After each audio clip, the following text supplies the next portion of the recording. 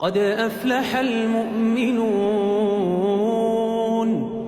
الذين هم في صلاتهم خاشعون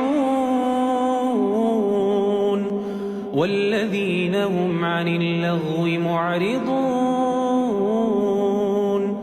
والذين هم للزكاة فاعلون والذين هم لفروجهم حافظون إلا على أزواجهم أو ما ملكت أيمانهم فإنهم غير ملومين فمن ابتغى وراء ذلك فأولئك هم العادون والذين هم لأماناتهم وعهدهم راعون والذين هم على صلواتهم يحافظون أولئك هم الوارثون